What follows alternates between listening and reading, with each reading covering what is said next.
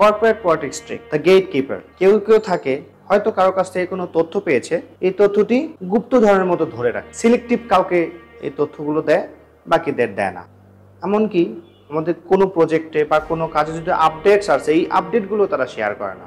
আপনি কি এমন কখনো হয়েছে কোনো একটা মিটিং হয়ে গিয়েছে বা সিদ্ধান্ত হয়ে গিয়েছে, তারপরে আপনি শুনতে পেরেছেন? এটাই গেট কিপারদের কাজ। কি করা উচিত এই পরিস্থিতিতে? আমাদের যারা ইমিডিয়েট টিম মেম্বার, এর বাইরেও আমাদের কানেকশন বিল্ড করা উচিত। শুধু একটা সোর্সের উপর রিলাই না করে ইনফরমেশন ক্রস চেক করা উচিত।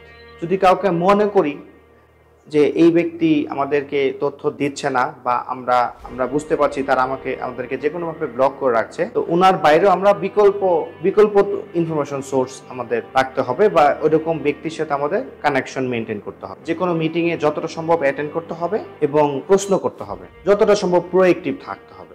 কর্পোরেট পলিটিক্স নিয়ে আমাদের একটা শর্ট ফিল্ম আসতে যাচ্ছে, নাম the checkmate, the supply chain professional file. এটি দেখতে চোখ রাখুন বিআইএইচআরএম এবং বিআইএইচআরএম সাপ্লাই চেইনের ফেসবুক এবং ইউটিউব পেজ। ধন্যবাদ।